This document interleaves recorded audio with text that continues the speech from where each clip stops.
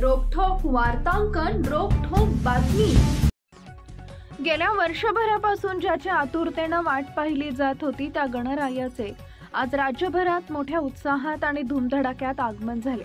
बाप्पांच्या आगमनाने संपूर्ण महाराष्ट्रात नवचैतन्याचे वातावरण निर्माण झाले असून सर्वत्र मंगलमय उत्सवाचे स्वर उमटले आहेत। दरम्यान राज्याचे मुख्यमंत्री देवेंद्र फडणवीस यांच्या शासकीय निवासस्थान वर्षा इथंही लाडक्या बाप्पाचं आगमन झालं।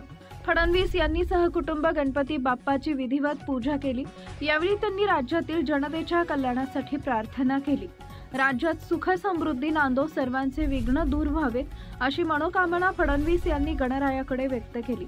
गणेशोत्सवाच्या प्रारंभीच भक्तिभावानं आणि उत्साहानं वातावरण भारावून गेलंय। तसेच राज्यात बऱ्यापैकी पाऊस झालाय, त्यामुळे शेतकऱ्यांच्या जीवनात देखील सुख समृद्धी लाभो अशी मनोकामना गणराया चरणी मागितली असल्याचं वक्तव्य मुख्यमंत्री देवेंद्र फडणवीस यांनी बोलताना व्यक्त केलंय। मुख्यमंत्र्यांच्या मुंबईतील वर्षा निवासस्थानी गणरायाची प्राणप्रतिष्ठापना आणि विधिवत पूजन आज करण्यात आले। मुख्यमंत्री देवेंद्र फडणवीस आणि मनसे अध्यक्ष राज ठाकरे यांच्यात अलीकडे झालेल्या चर्चेनंतर आता पुन्हा एकदा दोघांची भेट होणार आहे। राज ठाकरे यांच्या निवासस्थानी दरवर्षी 1.5 दिवसाचा गणपती असतो। आज मुख्यमंत्री फडणवीस गणपती बाप्पाच्या दर्शनासाठी त्यांच्या घरी पोहोचणार आहेत। काही वेळापूर्वीच शिवसेना प्रमुख उद्धव ठाकरे हे सहकुटुंब राज ठाकरे यांच्या निवासस्थानी बाप्पाच्या दर्शनासाठी गेले होते।